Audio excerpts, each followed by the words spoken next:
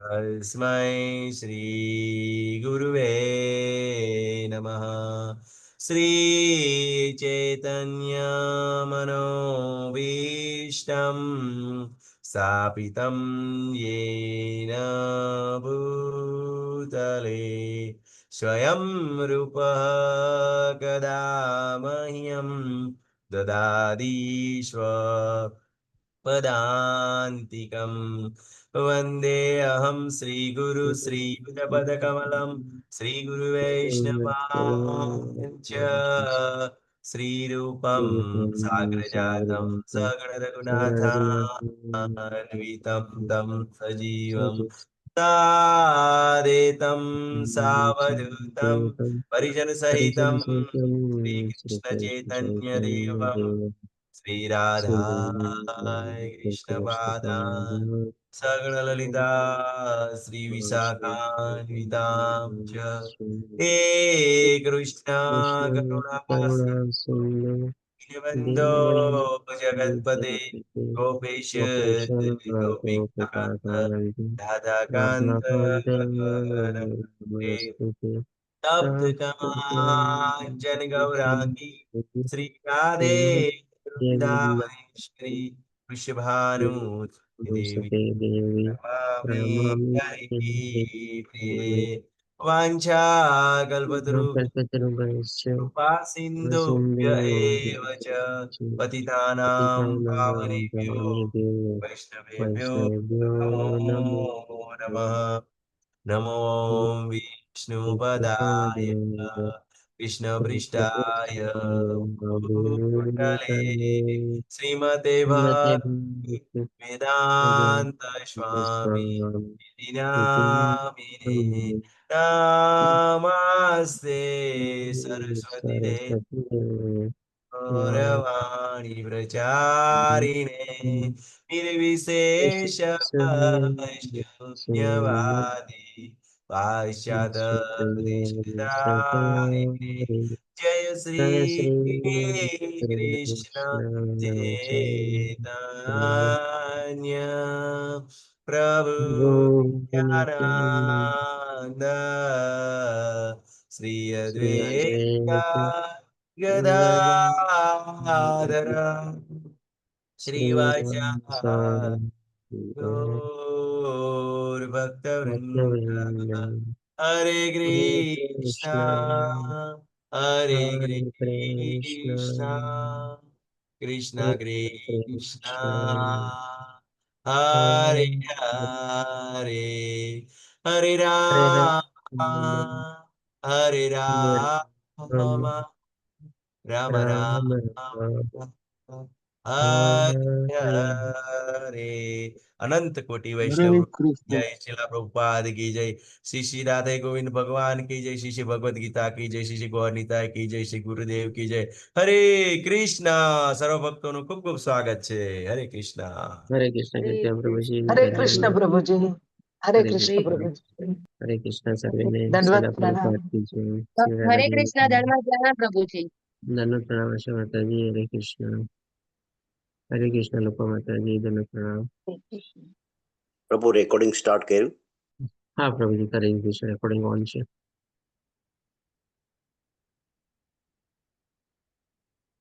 हरे कृष्ण वीणा माता जी हरे कृष्ण अक्षय प्रभु जी।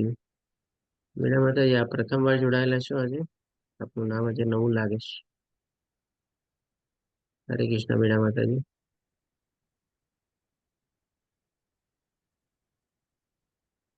ઓકે ગઈકાલે આપણે 15મો અધ્યાય કમ્પ્લીટ કર્યો।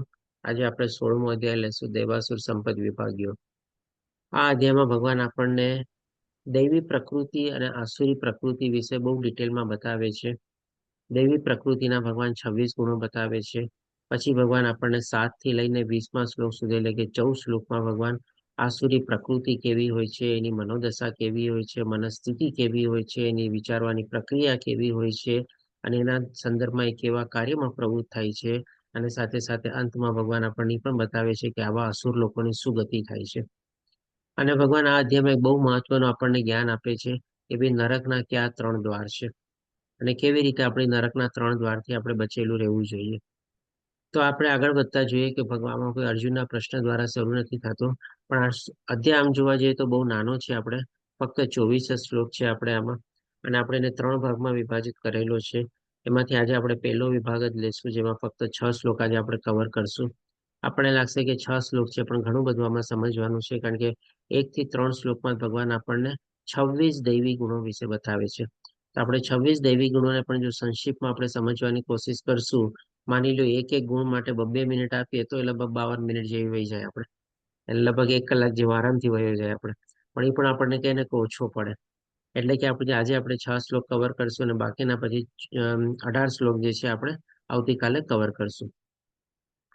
તો ભગવાન આગળ જણાવતા કહે છે, અને આપણે આશા માતાજી ગઈકાલે આપણો એક પ્રશ્ન હતો ને કે અને દેવ અને અસુરોમાં શું ફરક છે, તો એ તમને પૂરો હા જવાબ પ્રભુજી. આમાં, હા એ જ હતો ને પ્રશ્ન માતાજી?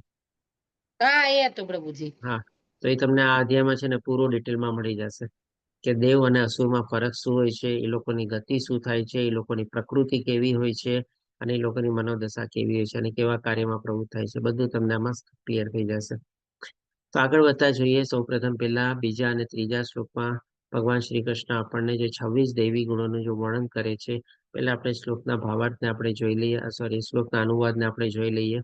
તો પૂર્ણ પુરુષોત્તમ પરમેશ્વર બોલ્યા, હે ભરત પુત્ર નિર્ભયતા.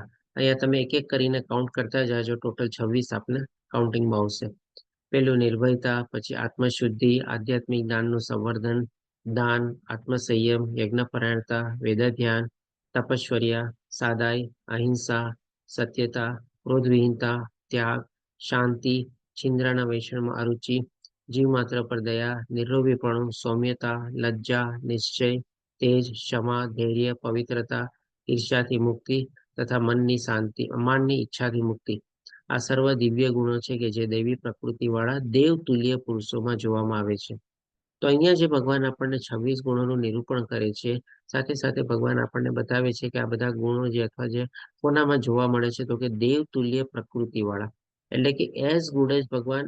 જો મનુષ્યમાં પણ આ બધા ગુણ હોય, પણ જે ભગવાન આ તુલનાના સંદર્ભમાં આપણને બતાવે છે કે જે બધા દેવી દેવતાઓ જે છે એ બધામાં 26 ગુણો રહેલા હોય છે. તો એ રીતે ભગવાન આપણને બતાવે છે કે એટલી ઉચ્ચ પ્રકૃતિ વાળા જો આપણે મનુષ્યમાં બધા 26 દૈવી ગુણો આપણામાં નિરૂપણ કરી શકીએ, તો આપણે પણ એ દેવી પ્રકૃતિના તુલનામાં આવી શકીએ, અથવા તો એની બરોબરી આપણે કરી શકીએ. એ રીતે ભગવાનનો કહેવાનો અહીંયા નિર્દેશ છે. હવે આપણે જો જોવા જઈએ તો આજે અહીંયા 26 ગુણો છે. આપણામાંથી ઘણા લોકો કહેતા હશે, હા આમાં તો ઘણા બધા ગુણો તો મારામાં છે જ, તમારે હવે થોડાક જ ગુણો મારે મહેનત કરવાની છે અને થઈ જશે આપણે.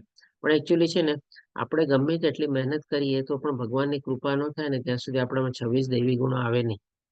આપણે આના માટે પ્રયાસ કરી શકીએ, પુરુષાર્થ કરી શકીએ, પણ ભગવાનની કૃપા અનિવાર્ય છે આપણા ઉપર. એ થાય તો જ આપણામાં બધા દૈવી ગુણોનું આપણે સમાપન કરી શકીએ, અથવા તેમાં આપણે આગળ વધી શકીએ, અથવા તો આપણે એમાં નિરૂપણ કરી શકીએ આપણા અંદરમાં. આપણા લોકોમાં છે ને, આપણે કહી શકીએ કે ઘણા બધા લક્ષ્યો અથવા તો ગોલ અથવા ટાર્ગેટની ઈચ્છા હોય છે. અને એ બધા ગુણો ક્યાં હોય છે, બધા ટાર્ગેટો શેના સંદર્ભમાં હોય છે, તો કે ભૌતિક દુનિયાના સંદર્ભમાં. મારે આ નોકરી ગોતવી છે, મારે આ જોબ ગોતવો છે, આ કંપનીમાં મને જોવે છે, આ પોસ્ટ મને જોવે છે, આટલા પૈસા કમાવા છે, આટલું ટર્નઓવર ટાર્ગેટ હોવું જોઈએ, આ ગાડી હોવી જોઈએ, આટલી માલ મિલકત હોવી જોઈએ. કેટલાય બધા આપણે ગોલ આપણા બનાવીએ છીએ. હમણાં જેમ કે અત્યારે આ સપ્ટેમ્બર મહિનો ચાલે છે, હજી 2-3 મહિના પછી આપણે ગુજરાતી કેલેન્ડરના હિસાબે જઈએ તો કદાચ 1 મહિના પછી જ આપણે હવે દિવાળી આવવાની છે, અને દિવાળી પછી પણ આપણું નવું વર્ષ શરૂ થાય. અને જો કેલેન્ડર પ્રમાણે જઈએ તો ડિસેમ્બર પછી, એટલે 3 મહિના પછી પણ જાન્યુઆરી મહિનાથી આપણું નવું કેલેન્ડર, નવું વર્ષ શરૂ થવાનું છે. તો આના નવા વર્ષમાં તો ઘણા લોકો બધા આવા ગોલ બનાવતા હોય કે ભાઈ મારા આ વર્ષનું લક્ષ્ય મારું આ છે, આ વર્ષમાં લક્ષ્યમાં મારે આવી રીતે પૂરા કરવા છે તમારે. હવે એ લક્ષ્ય તો બનાવી દે છે, ગોલ તો બનાવી દે છે, બધું એના પ્રમાણે આગળ પણ વધે છે. કેટલા દિવસ સુધી ટકે છે, કેટલા દિવસ સુધી એમાં પ્રવૃત્ત થયેલા રહીએ છીએ, ભગવાન જાણે. તમારે આપણામાંથી પણ ઘણા લોકો કદાચ એવા ગોલ ને બધું બનાવતા હશે તમારે, અને પોતાને ખબર હશે જો આગળ વધી શક્યા હોઈએ, કાર્ય કરી શકતા હોઈએ તો બહુ જ સારું છે. પણ મોસ્ટલી જે નોર્મલી આપણને બધાને દેખાય છે, કોઈ આમાં આગળ વધી શકતા નથી, ખાલી કાગળ ઉપર જ પછી રહી જાય છે. તો હવે આપણા જીવનમાં જો આપણે 26 ગુણો જે ભગવાને આપણને બતાવ્યા છે, એનું જો આપણે લક્ષ્ય બનાવીએ ને કે ભાઈ આખા 8 વર્ષમાં આપણે 52 અઠવાડિયા હોય, આપણે કમસે કમ એટલી પ્રેક્ટિસ કરવાની, પણ જો આચરણમાં મૂકવાની પણ શરૂઆત કરીએ ને આસ્તે આસ્તે, તો પણ છે ને દર એક ગુણને આપણે 2-2 અઠવાડિયા આપીએ ને, તો તમે જોજો 1 વર્ષમાં તમે પ્રેક્ટિસ કર્યું, ખાલી તમારે પ્રેક્ટિસ કરવાની છે. અને આપણને શું છે, આપણા ગોલ શું કામે આપણે ઘણીવાર આપણે પૂરા નથી કરી શકતા? કારણ કે આપણને શું છે, કંઈક નવીનતા જોવે છે, કંઈક વિવિધતા જોવે છે, કંઈક ચેન્જ જોવે છે. એક ને એક ગોલ હોય, હવે ડેલી રૂટીન આપણે કરતા હોય, આપણે પોતે બોર થઈ જઈએ, છોડ હવે થઈ ગયું, બરાબર છે, હવે નથી કરવું આગળ, ચાલ હવે કંઈક બીજું કરીએ, થાકી ગયા નથી, કંટાળી ગયા, હવે બોર થઈએ છીએ. તો એના માટે પણ આપણે જો આ જો દર 2 અઠવાડિયા ખાલી આપણે એક એક ગુણને પણ આપણે આચરીએ, તો પણ આપણે કેવું કહે કે એને એવી રીતે જો 2, 5, 10 વર્ષ સુધી આપણે જો કન્ટિન્યુઅસલી કરીએ ને, હું તો કહું છું એટલો લાંબો વખત કરવાની જરૂર નથી. જસ્ટ તમે 1 વર્ષ કે 2 વર્ષ તમે આની પ્રેક્ટિસ કરો, તમારે 15 દિવસ કરીને એક એક ગુણની તમે લ્યો, લિસ્ટ બનાવી લ્યો, એની સામે તારીખ લખી લ્યો, આ તારીખથી અથવા 8 અઠવાડિયાથી આ 2 અઠવાડિયાના 2 અઠવાડિયાના 2 અઠવાડિયાના આખું વર્ષ એવી રીતે પૂરું થઈ ગયું. વર્ષના અંતે જોજો, બીજા વર્ષના અંતે જોજો, તમારામાં આખું પરિવર્તન આવી જશે. માનો યા ના માનો, તમારું આખી કેરેક્ટર અથવા તમારી આખી પર્સનાલિટી છે ને ચેન્જ થઈ જશે. ખાલી આપણે પ્રયાસ કરવાના છે. આ રીતે પણ આપણે ઘણીવાર આગળ વધી શકીએ છીએ. હવે આપણે જોઈએ કે આ 26 ગુણો જે ભગવાને બતાવ્યા છે, આપણે બધા વિશે થોડું ઘણું સંક્ષેપમાં આપણે ડિસ્કસ કરી લઈએ, એક એક કરીને. સૌથી પહેલું આવે છે નિર્ભયતા. નિર્ભયતા આપણે કહી શકીએ કે આ બધા 26 ગુણોનો છે ને પાયો છે, અથવા ફાઉન્ડેશન છે. આપણે માની લો 26 માળની ઇમારત ચણવી હોય, તો આપણે પાયો અને ફાઉન્ડેશન કેટલો સ્ટ્રોંગ બનાવવો પડે.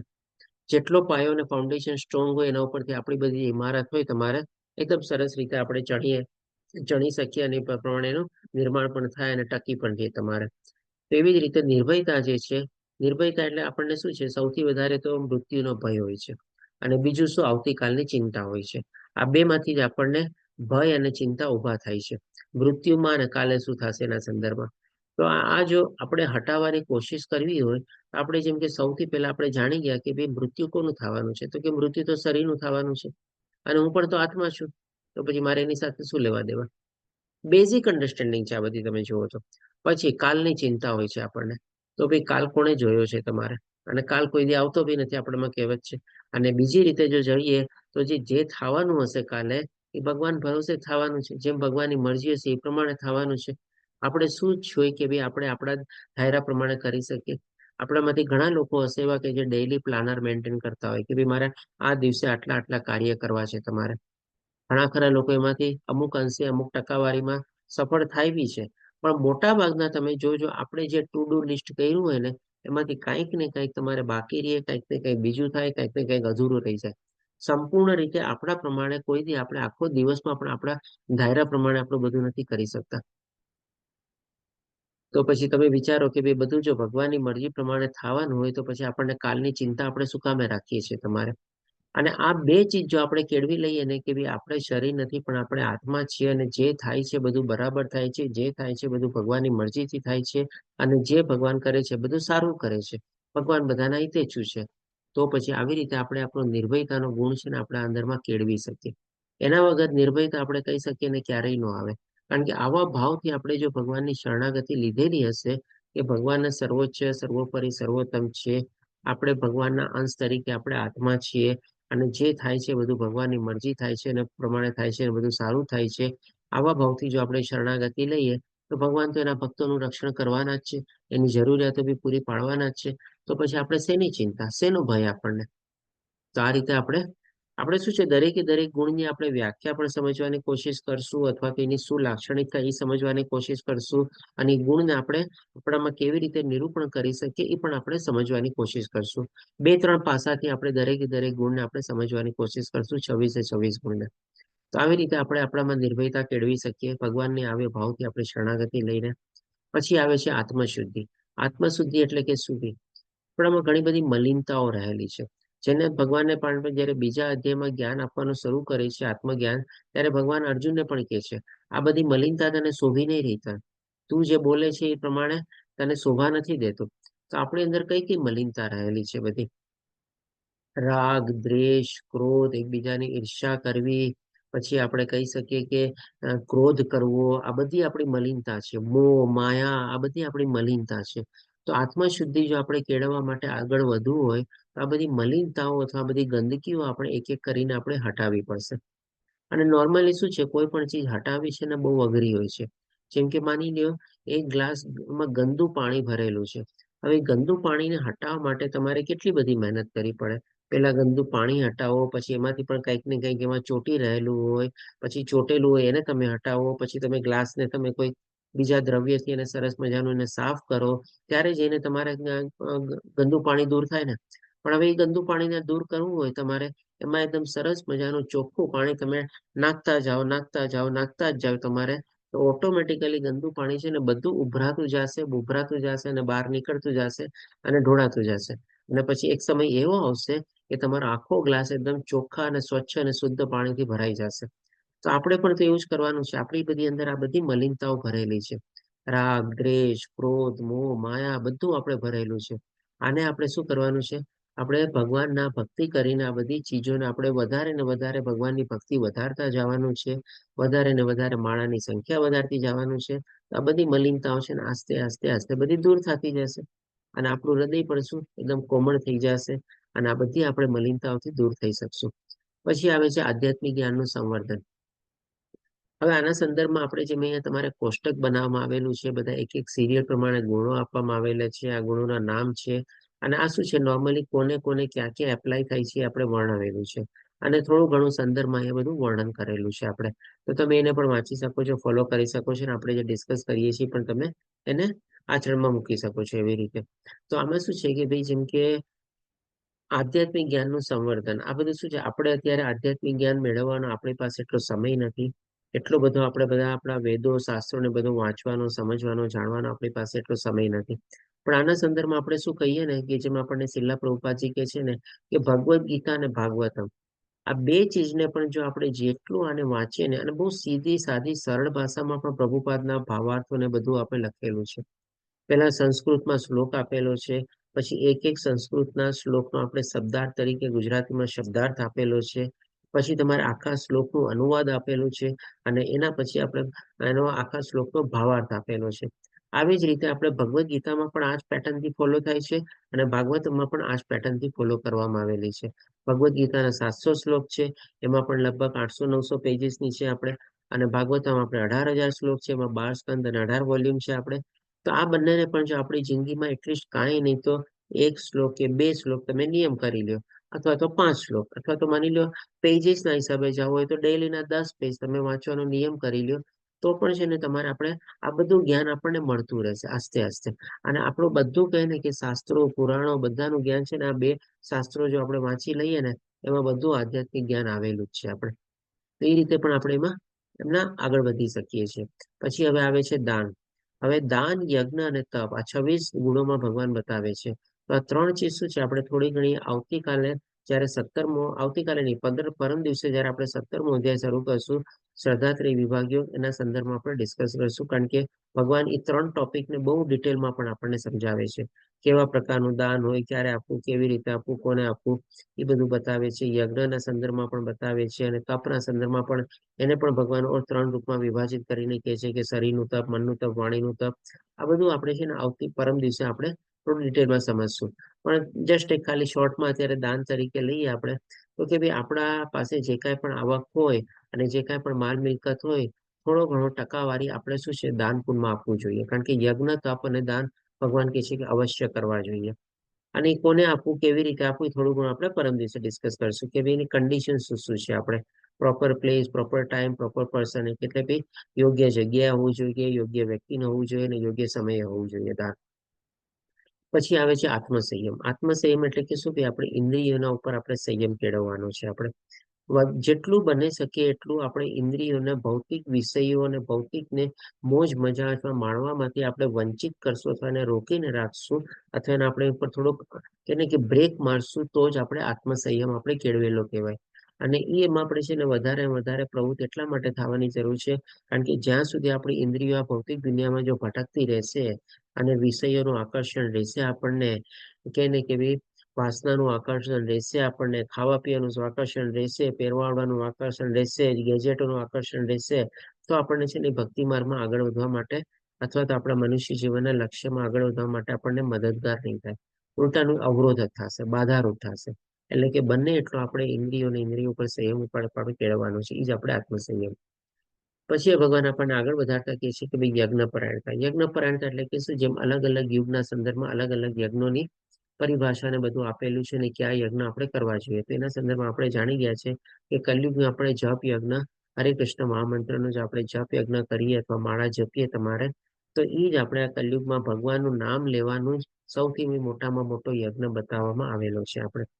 તો આપણે પણ આપણા જીવનમાં એક રૂટીન આપણે કહે ને કે ભાઈ એક સમય સ્પેસિફિક સમય અલગ ફાળવવાનો, માળા પણ એક સ્પેસિફિક હોવી જોઈએ, માળા પણ ડેઈલી અદલા બદલી ન કરવી જોઈએ, જગ્યા અને સ્થાન અથવા આસન પણ આપણે એવી રીતે સ્પેસિફિક રાખવાનું, અને સામે આપણે ભગવાનનો મૂર્તિ, ફોટો, છબી કે કાંઈ પણ રાખીએ એ રીતે એની સામે બેસીને આપણે માળા કરવી જોઈએ, એના ઉપર ધ્યાન કેન્દ્રિત કરવું જોઈએ. જલ્દી કરવી જરૂરી નથી, પણ ધ્યાનથી કરવી જરૂરી છે. ક્વોન્ટિટી જરૂરી નથી, પણ ક્વોલિટી જરૂરી છે આપણે. તો આ બધી ચીજો બહુ ખ્યાલ રાખવાની આપણે.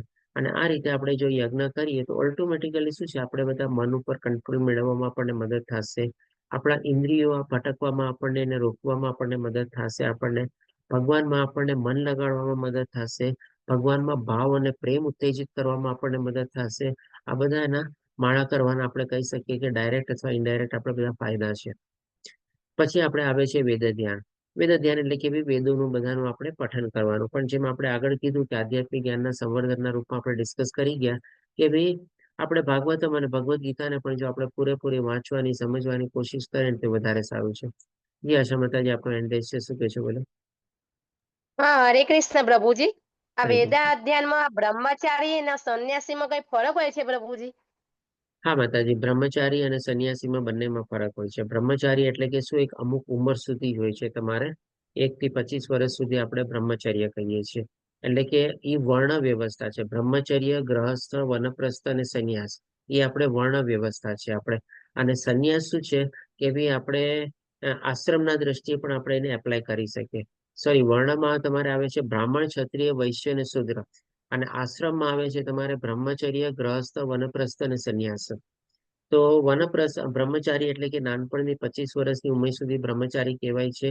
અને જે માની લોકો આજીવન બ્રહ્મચારી રહ્યા હોય અને પછી હવે એ પોતે સંન્યાસ ગ્રહણ કરે, એટલે કે ભાઈ સંસાર તો કઈ હોય જ નહીં, પણ એ કે ને કે સંસારી લોકો પણ સાથે ન રહેતા હોય અને ભૌતિક જગતમાં પણ એ રીતે આપણે કહી શકીએ કે એકદમ અલિપ્ત, એકદમ એકાંત જગ્યા વયા જાય, એની કોઈ નાનકડી કુટીર બુટીર બાંધે તમારે, અને પોતે એકલા ત્યાં રહીને જે કાંઈ પણ આપણને મળે એનાથી પોતે ખાવાનું પોતે કરે, અગ્નિ પણ પ્રગટાવે નહીં ખાવા માટે, અને એવી રીતે ત્યાં સંન્યાસી જીવન જીવતા હોય એકાંતમાં, અને પોતે પોતાની સાધનામાં પ્રવૃત્ત થયેલા હોય, તો એને આપણે સંન્યાસી કહીએ છીએ. અને જેમ કીધું ને કે ભાઈ આ કલયુગમાં આપણને આવા સંન્યાસી બહુ ઓછા જોવા મળે છે. કારણ કે એવા સંન્યાસી લોકોનો હેતુ શું હોય છે કે ભગવાનની સાધના, તપસ્યા અને અષ્ટાંગ યુગમાં પ્રવૃત્ત થવાનું. એટલે કે એવા સંન્યાસી અત્યારે આપણને જોવા મળતા બી નથી, સાચા સંન્યાસી. અને આપણે બ્રહ્મચારી કહી શકીએ કે હજી થોડા ઘણા આપણને બ્રહ્મચારી કદાચ ક્યાંક મળી જાય, કારણ કે એની સંખ્યા પણ બહુ ઓછી છે. પણ તફાવતના સંદર્ભમાં આવી રીતે તફાવત છે બ્રહ્મચારી અને સંન્યાસીમાં. ક્લિયર માતાજી? ઓકે. હા, ઓકે. તો વેદાધ્યાનના સંદર્ભમાં આપણે જોયું કે ભાઈ આપણે જો ભગવદ્ ગીતા અને ભાગવતમનું સરસ રીતે આપણે પઠન કરીએ અને આપણે એને સમજવાની કોશિશ કરીએ તો પણ ઘણું બધું પર્યાપ્ત છે આપણા માટે. પછી તપશ્ચર્યા. તપશ્ચર્યા એટલે કે મેં કીધું ને કે યજ્ઞ, તપ અને દાન એ આપણે થોડું ઘણું પરમ દિવસ માટે મુલતવી રાખીએ. પણ તપસ્યાના સંદર્ભમાં આપણે શું છે, મતલબ એ છે કે ભાઈ થોડી ઘણી આપણે કઠિનાઈ, તકલીફ અથવા તો ઘણી આકરી તપસ્યા પણ આપણે કરવી જોઈએ. આપણા બહુ શરીરને મોજ મજા અને એમાં જ આપણે રાખીએ તમારે. ઇવન આના સંદર્ભમાં તમને ખ્યાલ હોય તો એકાદ અધ્યાયમાં આપણે એ પણ ડિસ્કસ કર્યું હતું કે ભગવાનનું દીધેલું આપણી પાસે બધું હોય, માની લો આપણે ઇન્દ્રિયો ઉપર કાબુ પણ મેળવી લીધો ઘણો બધો, અને આપણી પાસે બધી સુખ સગવડ ને બધું હોય, અને આપણે ભક્તિમાં પણ પરોવાયેલા હોઈએ. પણ શું છે, એ સુખ સગવડોને આપણે એટલી બધી આપણી જીવન જરૂરિયાતો બનાવી લીધેલી હોય, ભગવાનનું દીધેલું હોય કે પછી હવે કોઈ તકલીફ લેવા માટે છે ને આપણે રેડી જ ન હોઈએ. પણ ડેફિનેટલી આપણે તપસ્યાના સંદર્ભમાં થોડી ઘણી આપણે શારીરિક તકલીફ લેવી જોઈએ. જેમ કે અમુક ઉંમર પછી થોડું ઘણું આપણે શરીર, આપણે કે ને દેહ સંબંધ આપણે આપણા લાઈફ પાર્ટનર સાથે પણ આપણે ત્યાગી દેવો જોઈએ. બને ત્યાં સુધી થોડુંક અલગ જીવન, આપણે કે ને કે બેડ જો અલગ હોય તો વધારે સારું રહે. ખાવા પીવાના સંદર્ભમાં બહુ કંટ્રોલ રાખવો જોઈએ. જો થઈ શકે તો આપણે ફળ ફૂલ અથવા તો કે ને કે દૂધ અને એના ઉપર જીવીએ તો વધારે સારું છે. પહેરવા કરવાનામાં પણ આપણે બહુ થોડો ઘણો સંયમ રાખવો જોઈએ. આ બધી તપસ્યા છે. કારણ કે આપણે વિચારીએ કે ભગવાને દીધેલું તો બધું છે, ચાલો આરામથી માણીએ અને ભગવાનની ભક્તિ કરીએ, તો એ પણ છે ને આપણી એક કમજોરી છે આપણે જોવા જઈએ ને તો. કારણ કે જો કદાચ એવો કોઈ સમય આવે ને આ બધું આપણે ત્યાગવું પડે ત્યારે આપણને બહુ આકરું લાગે. આપણે જેમ કે અમુક ઉંમર પછી છે ને આપણે નીચે સુવાની પણ હેબિટ રાખવી જોઈએ. જો આપણને એવી કોઈ તકલીફ કે કાંઈ ન હોય તો આપણે તો ત્યારે આરામથી માની લ્યો કે ને કે 2-3 ફૂટ ઊંચા પલંગ ઉપર સરસ મજા આપણે એના ઉપર સૂતા હોઈએ તમારે. ક્યારેક ક્યારેક આપણે પલંગ ઉપર બેઠા બેઠા પણ આપણે માળા કરતા હોઈએ. આ બધી ચીજ છે ને થોડી ઘણી આપણે છે ને તપસ્યા એના સંદર્ભમાં નથી આવતી. ભગવાનને પ્રાપ્ત કરવા હોય ને તો થોડી ઘણી કઠણાઈ તપસ્યા આપણે ભોગવવી જ પડે. કઠોરતા આપણે સ્વેચ્છાએ સ્વીકારવી જોઈએ. પછી કે છે સાદાઈ. સાદાઈ એટલે કે ભાઈ આપણા મન, વિચાર અને વાણી બધામાં આપણે સાદાઈ હોવી જોઈએ. પછી આવે છે અહિંસા. અહિંસા એટલે કે ભાઈ કોઈ જીવ હત્યા નહીં કરવાની. પછી આપણે શું છે કે ભાઈ કોઈના ભક્તિ માર્ગમાં આપણે અવરોધક નહીં બનવાનું, એ પણ એક જાતની અહિંસા છે. અને બીજું આપણે અહિંસાના સંદર્ભમાં એ પણ આપણે લઈ શકીએ કે ભાઈ આપણે ઘણીવાર શું છે કે ભાઈ લોકોના આપણે શારીરિક અહિંસા નથી કરતા, પણ એવા આપણે વચનો બોલી દઈએ, એવું આપણે એને સંભળાવી દઈએ કે એવી રીતે આપણો કોઈ વ્યવહાર કરી દઈએ ને કે સામેવાળા વ્યક્તિને આખી જિંદગી યાદ રહી જાય. તો એ પણ એક જાતની અહિંસા છે. તો આ 3 પ્રકારની રીતે આપણે અહિંસાને ટાળી શકીએ આપણે, અથવા તો ઇનફેક્ટ ટાળવી જ જોઈએ આપણે ગમે તે રીતે. પછી હવે આગળ વધતા જોઈએ તો ભગવાન આપણને કહે છે 11મું એટલે કે સત્યતા. અને આજના સંદર્ભમાં આપણે કહીએ છીએ કે ભાઈ આપણે લોકો છે ને સત્યતાને બહુ આપણે છોડી દીધું છે, એના જેવું છે આપણે. હાલતા ચાલતા છે ને આપણે છે ને એટલું બધું ખોટું બોલવાની હેબિટ થઈ ગઈ છે ને આપણને કે વાત ન પૂછે. અને આપણે એટલું જે ખોટું બોલીએ છીએ ને આપણે એને કેઝ્યુઅલી લઈએ છીએ. એમાં શું છે ભાઈ હવે મેં તો એમને એમ કહી દીધું, હવે એને ક્યાં કઈ ફરક પડવાનો છે, ક્યાં કઈ મને કઈ ફરક પડવાનો છે. એ પ્રમાણે ત્યારે કહેવાનું તો એટલે કહી દીધું આપણે. ઘણી વાર આપણે માની લો આપણે કંઈક એવા ઓફિસના કોલ આવતા હોય સવારના પોરમાં કે એવું કંઈ, અને આપણે થોડા બિઝી હોય ને આપણે કોલ ટાળવો હોય તમારે, જો આપણને એમાં સ્વાર્થ હોય ને તો આપણે દોડી નહીં જઈને કોલ લેશું તમારે, જો આપણને કંઈક એમાં ફાયદો દેખાતો હોય. પણ ક્યાંક આપણને એમાં ફાયદો ન દેખાય, કોઈ ચક્કી માણસ હોય કે બહુ લીપી માણસ હોય, એને આપણે એવોઇડ કરવું હોય, આપણે શું કહીએ આપણી પત્નીને અથવા બાળકને ઉપાડીને કહી દે તો કે બાથરૂમમાં ગયા છે, અથવા તો હમણાં નીચે ગયા છે, તમારે આ લેવા ગયા છે, ઓલું લેવા ગયા છે. આપણે કેઝ્યુઅલી કેટલું કહી દીધું. બીજાને ઉલટાનું આપણા વતી એને કીધું કે તમે ખોટું બોલીને કહી દો એને તમારે. અને આપણે આને કેટલું આમ કે એમ સહજ ભાવથી લીધું તમારે. ઇવન આપણે ઓફિસમાં પણ છે ને આવી નાની મોટી, અરે હું તો ભૂલી ગયો હતો, ખ્યાલ હોય ને તોય આપણે કહી દઈએ કે હું તો ભૂલી ગયો, અરે મને તો ખ્યાલ જ નહોતો, તમે કીધું તું મને તો યાદ નથી આવતું. આવું બધું કેટલું આપણે એમ સહજ રીતે આપણે ખોટું બોલતા હોઈએ છીએ આપણે.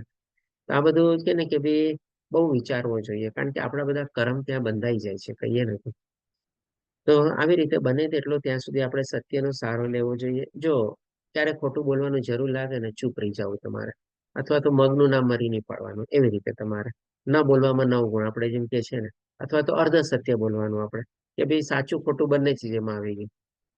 પછી આપણે કહીએ છીએ ક્રોધથી મુક્તિ, એટલે કે ડેફિનેટલી ક્રોધ ઉપર કાબુ મેળવવો તો બહુ જ જરૂરી છે. આ પણ એક બહુ મોટી મલિનતા છે આપણે, જેમ આત્મશુદ્ધિના સંદર્ભમાં આપણે ડિસ્કસ કર્યું ને, રાગ, દ્વેષ, ક્રોધ, મોહ અને ક્રોધ ને બધું મલિનતા છે. તો ક્રોધ ઉપર જેટલો આપણે કાબુ મેળવવાની કોશિશ કરીએ આપણા માટે બહુ સારું છે. અને ભગવાન આ જ અધ્યાયમાં આપણને બતાવશે કે ક્રોધ એક નરકનો દ્વાર છે આપણે. પછી ત્યાગ. ત્યાગ એટલે કે શું ભાઈ, ભૌતિક દુનિયાના સંદર્ભમાં આપણે આપણા રિલેશનનો ત્યાગ કરવાનો. ઇવન આપણે કહીએ ને કે ભગવાને તેમ 13મા અધ્યાયમાં કીધું હતું ને 8 થી 12મા શ્લોકમાં, જેને જ્ઞાન કહેવાય છે, આપણા ઘર, પરિવાર, બાળકો, સ્ત્રી, એ બધાનો પણ ત્યાગ એક ને એક સમય આપણે કરવો ને કરવો જ પડશે તમારે, જો ભગવાનને આપણે પ્રાપ્ત કરવા હશે તો. એના વગર આપણે ભગવાનને પ્રાપ્ત નહીં કરી શકીએ. બાકી બધી ભૌતિક ચીજ વસ્તુઓ છે, માલ મિલકતો છે, જગ્યાઓ છે, બહુ જગ્યાઓથી પણ બહુ લગાવ નહીં રાખવાનો. આટલા વર્ષોથી હું અહીંયા રહું છું, તમારે હવે કેમ છોડીને જવું, કેવી રીતે જવું, આ બધું છે ને ખોટું છે. આપણે કોઈ પણ ચીજનો ત્યાગ એટલા માટે કે છે ને કે ભાઈ લાઈફના અમુક છેલ્લા વર્ષો તો છે ને આપણે એકાંત જગ્યાએ જવાનું, અથવા તો ભગવાનના કોઈ તીર્થધામમાં જઈને આપણે ભક્તોના સંગમાં રહેવાનું આપણે.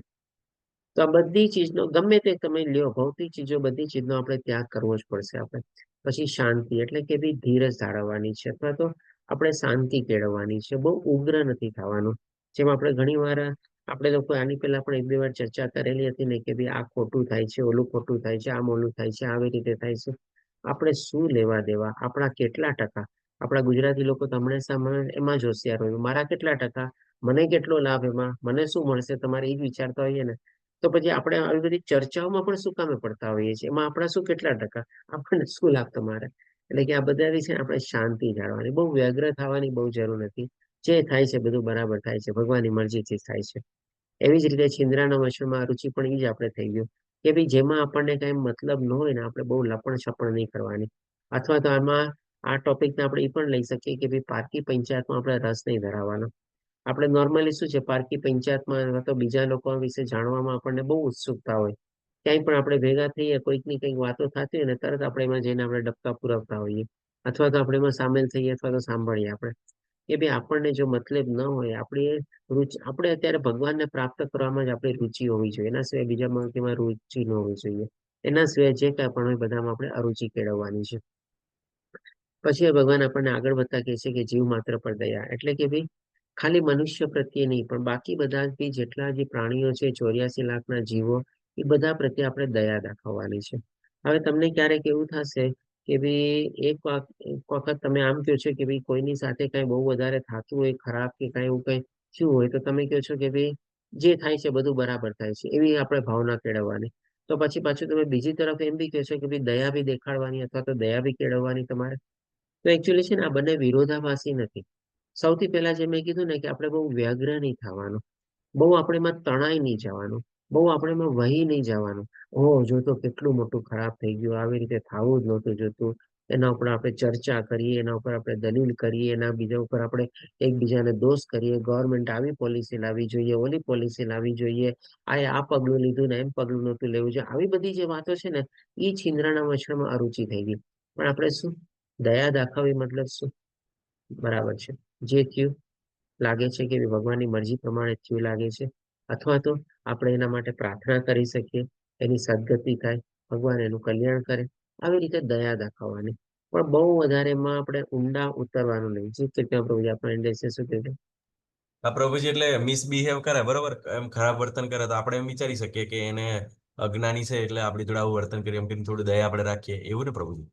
જો અજ્ઞાની કરતા છે ને સૌથી પહેલા તો માની લો કોઈએ તમારી સાથે મિસબિહેવ કર્યું ને તમારે સૌથી પહેલા એમ સમજવું છે કે ભાઈ મારી કંઈક એવા કર્મ હશે કે અથવા તો મારે એની સાથે કોઈક એવી લેણા દેવી હશે કે જેણે અત્યારે પોતે મારી સાથે બિહેવ કર્યું અને મારો એ સંબંધ જે છે અથવા તો લેણા દેવી ચૂકવાઈ ગઈ.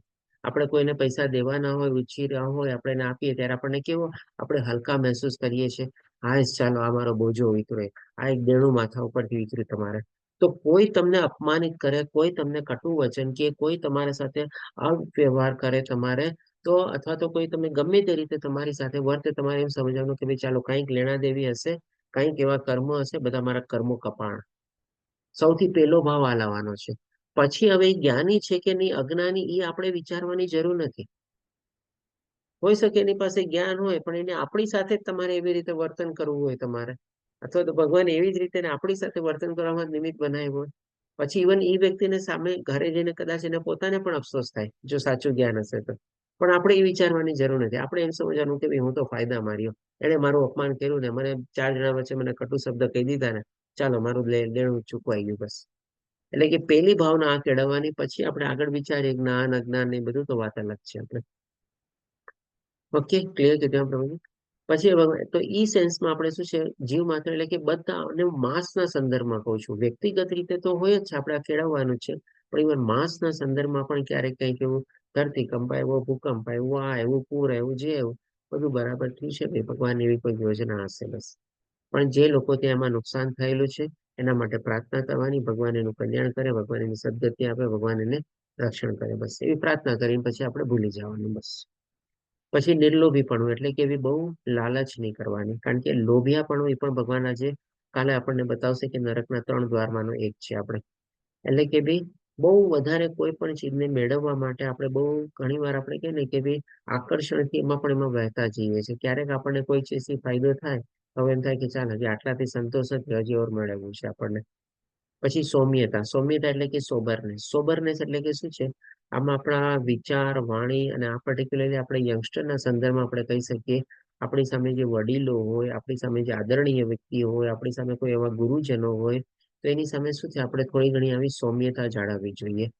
એ કંઈક આપણને અચૂકતું કંઈક કહે અથવા તો કોઈ ચીજ આપણને સમજણમાં ન આવે તો પણ એને ફળદીને તોડી નહીં નાખવાનું. તમે આમ કહો છો તમારી વાતો માનવા એગ્રી થતી જ નથી અથવા થતો જ નથી તમારે, આમાં તો મને કોઈ તથ્ય દેખાતું જ નથી. આપણું અજ્ઞાન અને આપણી અસમજણના કારણે એને જે કીધેલા વચનો હોય આપણને ત્યારે માથામાં અથવા મગજમાં ન ઉતરે પણ એનો મતલબ નથી કે એને ખોટું કીધું અથવા એમાં કોઈ તથ્ય જ ન હોય તમારે. ગંભીરતાની અને ઊંડાઈથી વિચારો તો ફરીથી આપણને સમજાય પણ જાય તમારે. એટલે કે સૌમ્યતાના સંદર્ભમાં શું ભાઈ, લોકોને તોડવાની, લોકોની વાણીને આપણે કાપવાની, તમારે લોકોને આપણે એવો પ્રતિકાર નહીં આપવાનો. આ બધું પણ શું છે, એક આ જાતનું આપણે કહે ને કે તપશ્ચર્યા છે, આપણું શરીરનું અને વાણીનું તપશ્ચર્યા. કે ભાઈ સૌમ્યતા અથવા સોબરને બધી જગ્યાએ આપણે જાળવવી. ગુસ્સે નહીં ખાવાનું. પછી લજ્જા એટલે કે લાજ શરમ. આ પણ આપણે કહી શકીએ કે થોડું ઘણું આજના યંગસ્ટરના સંદર્ભમાં આપણને લાગુ પડી શકે છે કે ભાઈ એના વડીલો સામે, એના સામે, જેમ કે સ્ત્રી હોય ને કોઈ પુરુષ હોય તો એના સામે કેવા વસ્ત્રો પરિધાન કરવા, કેવી જગ્યાએ ક્યાં બેસવું, કેવી રીતે ઉઠવું, કેવી રીતે પોતાના હાવભાવ વ્યક્ત કરવા, કેવી રીતે પોતાના શારીરિક ક્રિયાઓ બધી વ્યક્ત કરવી, એ બધું શું છે એમાં આવી જાય છે. તમારે સામે કોણ છે તમારે જોવાનું છે, કેટલું તમારાથી મોટું છે એ જોવાનું છે, તમારા વડીલો છે, આદરણીય છે, તમારા કે ને કે આપ્તજનો પણ વડીલો તરીકે છે. આ બધું ચીજ આપણે લાજ શરમમાં રહેવું જોઈએ. આમાં આપણે કહી શકીએ અને બાળકો પણ આવી જાય છે અને સ્ત્રીઓ પણ આવી જાય. તમારે બાળકોએ પણ શું છે, એવા વડીલોને જ્યારે દેખાય ત્યારે એને પ્રણામ કરવા જોઈએ, એના પગે આપણે નમન કરવા જોઈએ, એની સામે એવી જ રીતે આપણે બેસવું જોઈએ. તમારે આ બધું ચીજો આપણે લજ્જાના સંદર્ભમાં કવર કરી શકીએ. પછી આવે છે નિશ્ચય. નિશ્ચય શેનો? તો કે ભાઈ આપણે જે કાંઈ પણ નિયમો લીધેલા હોય એને આપણે દ્રઢતાપૂર્વક આપણે એમાં કાયમ રહેવાનું, જટીને રહેવાનું અને એને આગળ વધારવા માટે આપણે પ્રયાસો કરવાના. વિઘ્નો આવે, અડચણો આવે, આપણે એનો સામનો કરવાનો, સંઘર્ષ કરવાનો અને એને ઓળંગવાનો આપણે પ્રયાસ કરવાનો. હજી પણ ન થતું હોય તો બીજા કોઈની સલાહ લેવાનું આપણે. અને જો આપણને લાગે કે ના, હવે તો આપણે આ નિશ્ચયને ચેન્જ કરવો જરૂરી છે, તો ચેન્જ કરવો જોઈએ આપણે. પણ આપણે શું છે કે ભાઈ આજે આમ નિશ્ચય કરીએ ને કાલે નો થયો એટલે ચાલો બીજો નિશ્ચય લઈ લીધો, એવી રીતે નહીં. સારો નિશ્ચય લીધેલો હોય તો એ કેમ નથી થતો એના માટે થોડાક વધારે પ્રયાસો આપણે આગળ વધારવા જોઈએ. હવે પછી ભગવાન આપણને હજી બીજા છેલ્લા 6 ગુણ બતાવે છે કે તેજ. તેજ એટલે કે શું ભાઈ? આ એના સંદર્ભમાં આપણે લઈ શકીએ કે જો દરેક વ્યક્તિ પાસે છે ને કંઈક ને કંઈક પોતાની ટેલેન્ટ હોય, કંઈક ને કંઈક એની સ્પેશિયલ કેપેબિલિટી હોય. ભગવાને છે ને બધા જીવોને છે ને કંઈક આપેલું છે, એનામાં વરદાન આપેલું છે, અને બધા જીવોમાં કંઈક ને કંઈક ખોટકા પણ છે અને વીકનેસ પણ છે.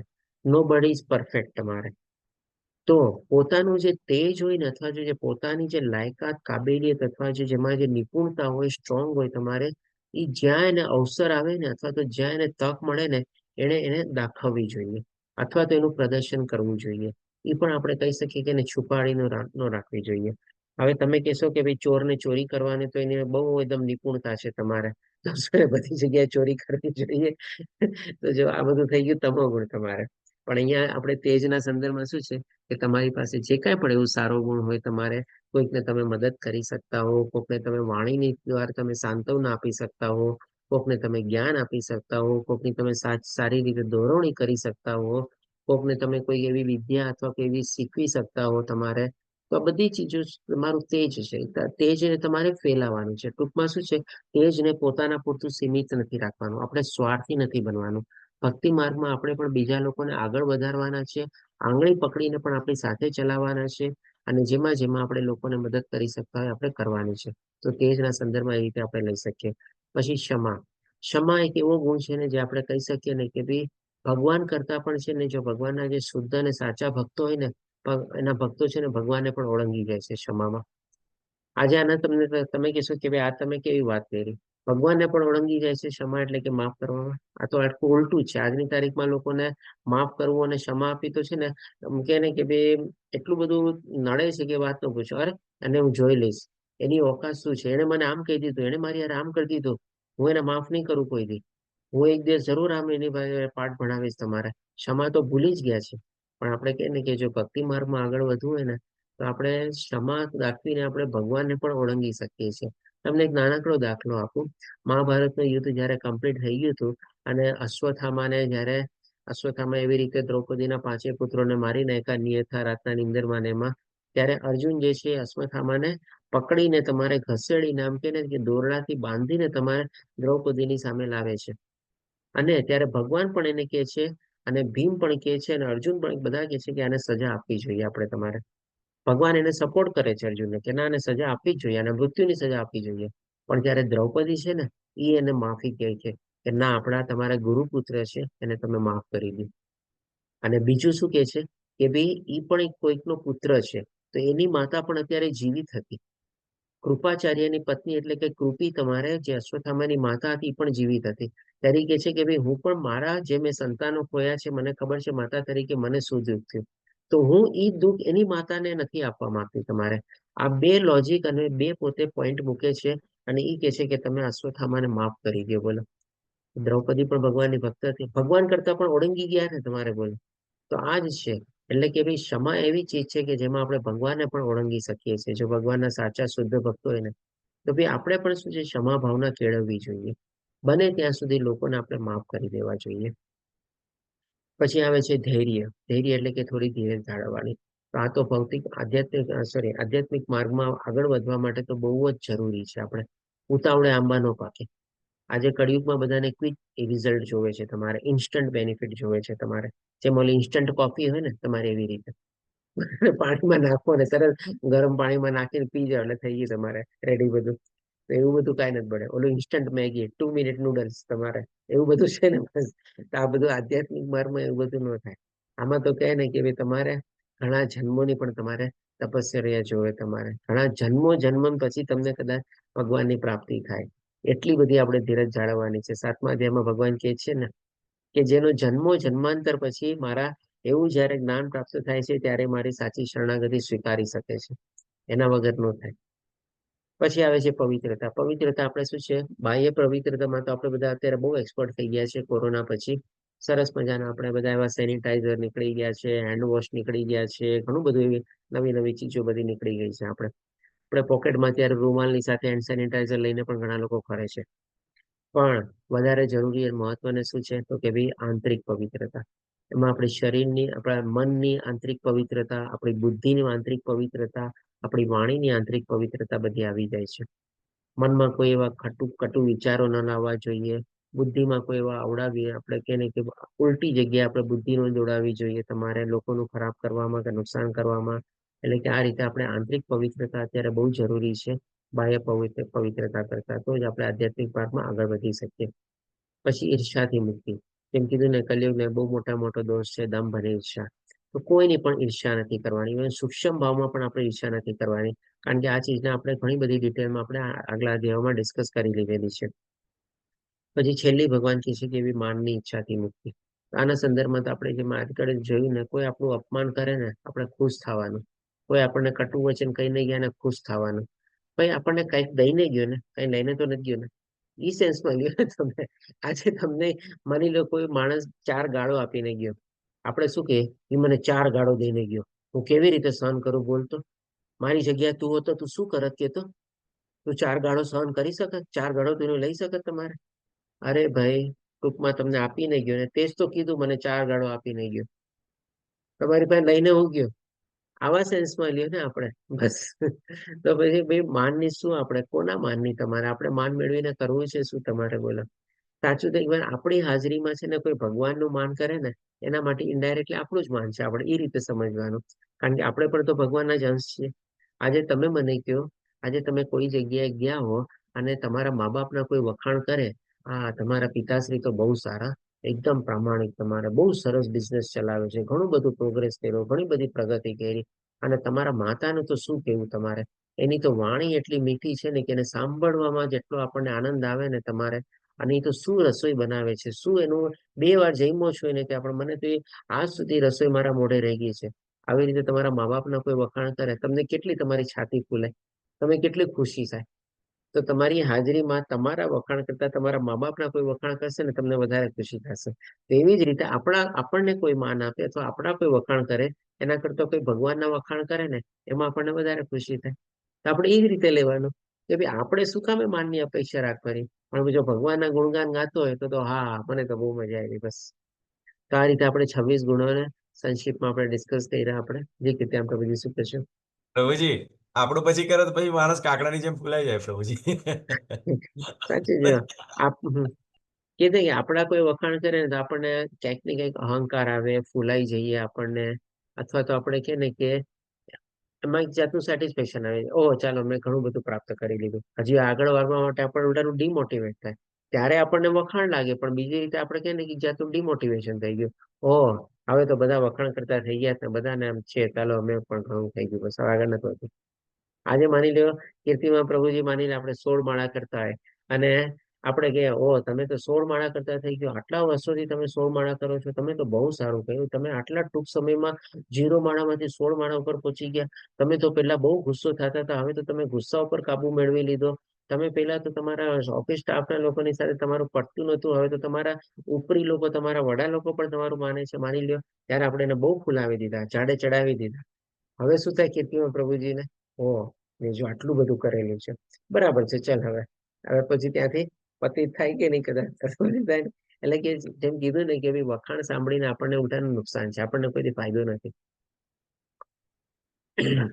હવે આપણે ચોથો, પાંચમો, છઠ્ઠો શ્લોક લઈએ તો આ રીતે આપણે જો તમે સમજી શકો છો કે લગભગ આપણો અડધી પોણી કલાક જેવો સમય 26 ગુણોને ડિસ્કસ કરવામાં જ વયો ગયો. એટલા માટે આજે આપણે 6 શ્લોક સુધી સીમિત રાખીએ છીએ. તો હવે ચોથા શ્લોકમાં ભગવાન કહે છે કે હવે દૈવી ગુણો તો વર્ણવી દીધા, હવે ભગવાન આપણને આસુરીના ગુણો અથવા દુર્ગુણો વિશે બતાવે છે. તો ભગવાન કહે છે કે હે પાર્થ, જે દંભ, ઘમંડ, અભિમાન, ક્રોધ, કઠોરતા અને અજ્ઞાન આ આસુરી પ્રકૃતિ વાળા માણસોના ગુણો અથવા તો દુર્ગુણો છે. દંભ એટલે દેખાડો, ઘમંડ અને અભિમાન બે વચ્ચે બહુ પાતળી રેખા છે. અને ઘમંડ શું છે કે ભાઈ નોર્મલી આપણને ભૌતિક ચીજ વસ્તુનો આપણે ઘમંડ કરતા હોઈએ છીએ. અને અભિમાન શું છે, જે આપણને ભૌતિક ચીજ પણ હોય છે પણ એ વ્યક્તના રૂપમાં નથી હોતી. જેમ કે આજે માની લો આપણો દીકરો બહુ હોશિયાર હોય, તમારે બહુ સારો બધો ભણવા કરવામાં બધામાં હોશિયાર હોય, આપણને કહીએ છીએ ને ભાઈ મને મારા દીકરા ઉપર ગર્વ છે, મને મારા દીકરા ઉપર અભિમાન છે. એટલે કે એના ગુણો જે છે આપણને દેખાતા ન હોય પણ આપણે એને ફીલ કરી શકીએ. એનું ફિઝિકલ એક્ઝિસ્ટન્સ ન હોય તમારે, તો એના સંદર્ભમાં આપણે અભિમાન શબ્દ વપરાય છે. અને જેનું ફિઝિકલ એક્ઝિસ્ટ હોય એના સંદર્ભમાં આપણને ઘમંડ વપરાય છે. જેમ કે આપણે શું કહીએ છીએ ભાઈ એના પૈસાનો બહુ ઘમંડ છે તમારે. અને બીજી આપણે શું કહીએ છીએ ભાઈ એના રૂપનું એને બહુ અભિમાન છે, એના જ્ઞાનનું એને બહુ અભિમાન છે, એના હોદ્દાનું એને બહુ અભિમાન છે. તો આ બધી શું છે, ફિઝિકલ એક્ઝિસ્ટન્સ નથી પણ એની સુંદરતા છે તમારે, અથવા તો એનું જ્ઞાન છે, એ બધું એનું અવ્યક્ત રૂપમાં છે. આપણે એનો હોદ્દો છે એ બધું અવ્યક્ત રૂપમાં, તેના સંદર્ભમાં આપણે અભિમાન વાપરીએ છીએ. આમ જોવા જઈએ તો બંને ઘમંડ અને અભિમાન એક રીતે પણ આપણે ક્યારેક લઈ શકીએ, કારણ કે અભિમાન પણ છે ને ક્યારેક ક્યારેક પછી પાછું ઘમંડમાં પણ ક્યારેક પરિવર્તિત થઈ જાય છે. આજે આપણે વિચારીએ કે ભાઈ મને મારા દીકરા ઉપર બહુ અભિમાન છે, પણ એ જ અભિમાન આપણને માની કે આપણા દીકરાએ બહુ એવો કોઈ હોદ્દો બધો પ્રાપ્ત કરી લીધો અને હવે આપણને એનો આપણે ક્યારેક દુરુપયોગ ને બધું કરીએ તો આપણે ઘમંડ આવી જાય છે. જી પ્રદીપ પ્રભુજી આપણો એન્ડ રહેશે, શું કહેશો? પ્રભુજી, દંભ માટે ફરીથી સમજાવો. દંભ દંભ એટલે દેખાડો, શો ઓફ કરવો. આપણે કહીએ ને કે આ કલયુગમાં આપણી પાસે અમ, અમુક રૂપિયા કે કંઈક હોય પણ આપણે દેખાડો બધો કેટલો બધો મોટો કરતા હોઈએ છીએ. તમારે આપણે હોઈએ આપણે કંઈક એની કહેવત છે ને કે તમારે આપણે રૂપિયો ખણખણ થવો જોઈએ, આપણે એવી રીતે કંઈક ઓલામાં શું મને યાદ નથી આવતી કહેવત, તમારે કંઈક એવી છે. હા કે ભાઈ આપણો સિક્કો, ખડવો જોઈએ. હા સિક્કો ખણકવો જોઈએ તમારે, બસ એવી રીતે બધાને કે ભાઈ આપણો હંમેશા છાપ પડવી જોઈએ એવી રીતે, ભલે કઈ સિક્કા હોય કે પડે ન એવું હોય. કે પ્રભુજી, સિક્કા પડે એમ. હા સિક્કા હા, પડે. હરે કૃષ્ણ, હરે જી કૃષ્ણ. માતાજી. હા પ્રભુ એવું પણ કહી શકાય ને, ખાલી ચણો વાગે ઘણો. હા, એ પણ છે તમારે. અધૂરો ઘડો છલકાય ઘણો, એવી રીતે એ પણ બધી કહેવત છે. એમ્પ્ટી વેસલ સાઉન્ડ્સ મોર, એવી રીતે બધું. એટલે કે દંભના ટૂંકમાં શું છે, બહુ દેખાડો કરવાની આદત છે આજે કલયુગમાં. આજે તમે ક્યાંય પણ જઈએ છીએ આપણે, તમારે કેટલું બધું બધી રીતે પોતાના પહેરવેશનો દેખાડો હોય છે, પોતાની પાસે પ્રોપર્ટી માલ મિલકત હોય એનો બધો દેખાડો હોય છે તમારે. એ તમને સાદો દાખલો આપો. આજે જેમ કે શું છે, આપણે બધા લોકો મોબાઈલ યુઝ કરીએ છીએ તમારે. હવે મને શું છે, આમ મોબાઈલનો મને પહેલેથી કોઈ દી ક્રેઝ નહીં. મેં આજ સુધી કોઈ દી 10,000 રૂપિયાથી ઉપરનો કોઈ દી મોબાઈલ યુઝ કર્યો જ નથી. મેં આઈફોન તો કોઈ દી આજ સુધી યુઝ જ નથી કર્યો તમારે. મને ફાવે બી નહીં, તમારે યુઝ જ નથી કર્યો એટલે કોઈ દી નહીં. હંમેશા 10,000 નું બજેટ હોય, પછી પહેલા તો ઓછું બજેટ હતું, પછી આસ્તે આસ્તે હવે 10,000 જેવું બજેટ. જે કીધે પ્રભુજી શું કહે છે? પ્રભુજી હું સેકન્ડ મોબાઈલ જ યુઝ કરું છું, બોલો. એ જ તો, એક જ વખત એમ જ. નોન એન્ડ્રોઈડ હતો ને, એક જ વખત નવો ખરીદ્યો હતો, અને એ નોન એન્ડ્રોઈડ હતો. તે વખત ખાલી કોલિંગ ની એટલી સુવિધા હતી, ત્યારે નવો ખરીદ્યો હતો. બાકી ઓલવેઝ હું સેકન્ડ જ યુઝ કરું છું પ્રભુજી. પણ ઓકે, તો જસ્ટ દાખલો આપો. પણ હવે શું છે કે ભાઈ મારા એક બે ક્લાયન્ટ હતા જે લોકોને શું છે આ બધું ચીજનો બધું બહુ દેખાડો કરવાનું ઓલું આમ તમારે. ત્યારે તો આટલું બધું જ્ઞાન ને બધું નહોતું, પણ હવે જયારે જોઈએ ત્યારે યાદ કરીએ ને વ્યક્તિને તમારે ત્યારે બધું ખબર પડે. અરે એ શું છે, કઈ કામ હોય કે ન હોય, પણ માની લો એને કઈક નવો મોબાઈલ કે કંઈક લીધો હોય તમારે, કેતનભાઈ શું કરો છો આજે, મારે જરા કામ છે, આવું છું તમને મળવા. આવે ઓફિસે જાય, તમારે કઈ કામ ન હોય તમારે, પણ એની તમે સ્ટાઇલ તમને દેખાડો, બોલો શું કરે તમારે. સૌથી પહેલા શું કરે, તમારે આવે આપણે એને બેસાડીએ કે ચાલો બેસો તમે, એટલે પોતે બેસે, એટલે પોતે શું કરે, પોતાના પોકેટમાંથી એક એકદમ નવો મોબાઈલ રાખ્યો હોય તમારે, એ કાઢે, વાગ્યો નથી તો પણ કાઢે પોકેટમાંથી અને ટેબલ ઉપર રાખે તમારે. પછી બીજા પોકેટમાં, એ ભાઈ સાહેબને 2 મોબાઈલ રાખવાની આદત હતી પહેલેથી, અને બીજો મોબાઈલ એ પાછો એટલો જ મોંઘો હોય ને એટલો જ ઓલો હોય તમારે, એટલે બીજો મોબાઈલ પછી 5 મિનિટ પછી બીજો મોબાઈલ રાખે. ફોન નો વાગ્યો હોય તોય તમારે, કારણ કે જો ફોન વાગી જાય તો ઓટોમેટિકલી કાઢે તમારે, એટલે એ રાહ જો થાય તમારે, ફોન વાગે તો સારું, ન વાગે તો પેલો મોબાઈલ એક વાર કાઢે, પછી બીજો મોબાઈલ કાઢે. અને આ 2 મોબાઈલ કાઢ્યા પહેલા જેને શું કર્યું હોય ખબર, એની પાસે ઓડી ગાડી હતી તમારે, એટલે ઓડી ગાડીનું તમે જો કીચેન ને બધું કેટલું સરસ છે બધું આવે તમારે, એટલે કે આવીને સૌથી પહેલા એની ઓડી ગાડીનું કીચેન છે જેમ ટેબલ ઉપર રાખે તમારે.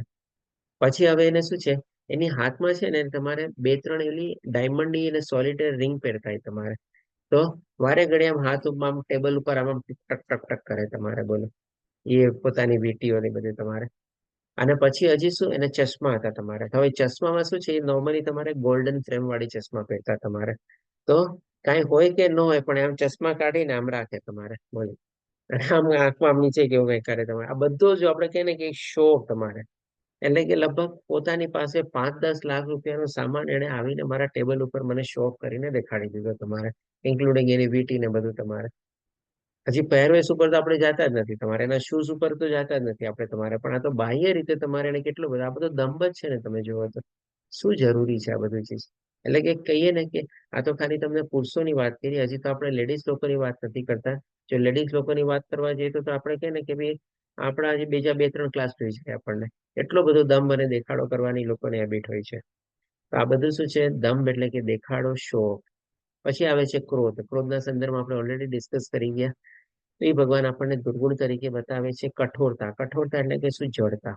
અને આ કઠોરતા તેને કે અસુર લોકોની કેવી હોય છે, એ આપણે કાલે છે ને બધું જયારે 7 થી લઈને 20મા શ્લોક સુધી ભગવાન બતાવશે ને, એ લોકોની વિચારવાની પ્રક્રિયા, એ લોકોના આચરણ, એ લોકોના શબ્દો, એ લોકોના કર્મો, આ બધામાં તમને કઠોરતા છે ને આપણે કહે ને કે ભાઈ ભરપૂર એકદમ કે ને કે વહેતી હશે એના જેવું લાગશે તમારે. મેં આમ કીધું છે આમ જ કરવું જોઈએ, તે આમ તને આમ કીધું તો તે આમ કેમ ન કર્યું, આમ તો થવું જ ન જોઈએ, આવી બધી કઠોરતા તમારે.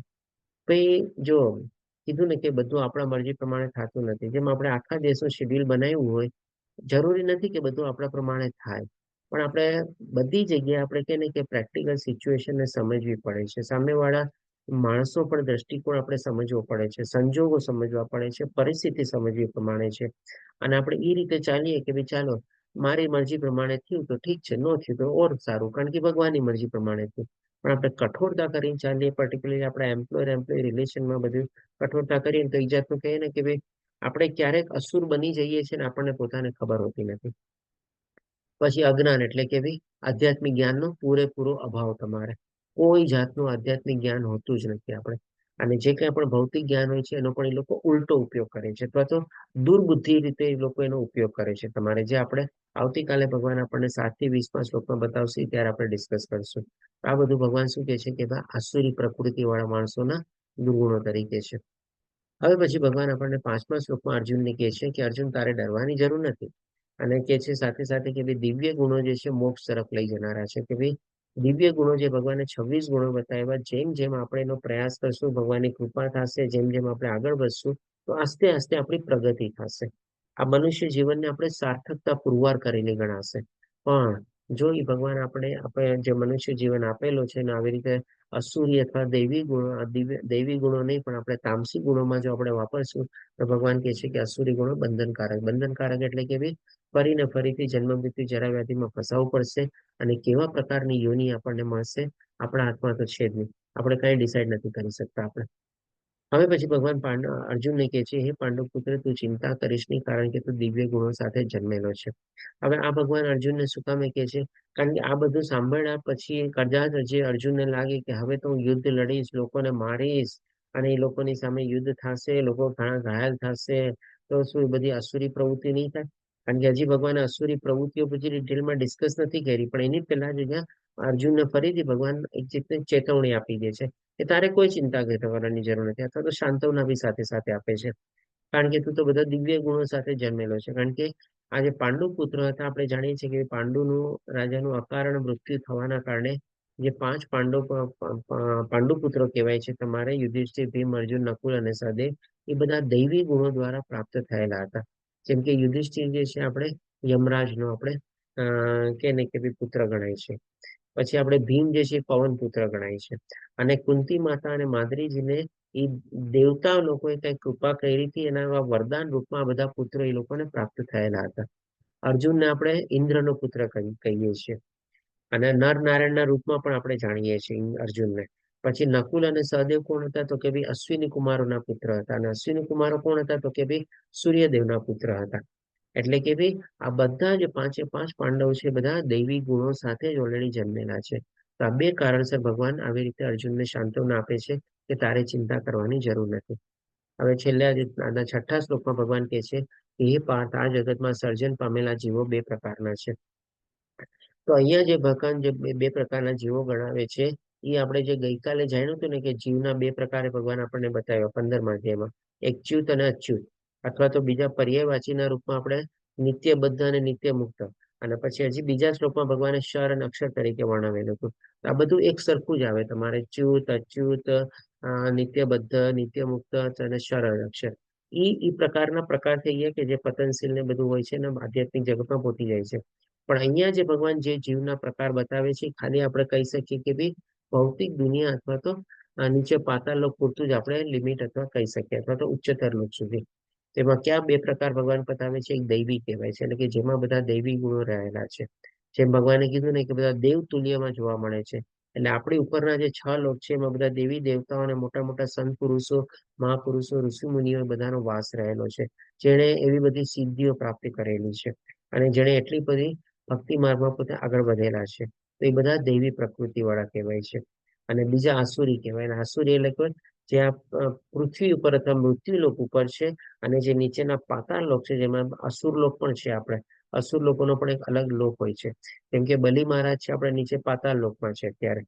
અને એ પછી આપણે આવતા મન્વંતરમાં એ પોતે મનુવી બનવાના છે. તો આ રીતે ભગવાન કહે છે કે એવા 2 પ્રકાર છે, એક દૈવી પ્રકૃતિ વાળા ને એક આસુરી કહેવાય છે. મેં અગાઉ તને દૈવી ગુણો વિશે વિસ્તારથી સમજાવેલું છે, એટલે 26 ગુણો વિશે.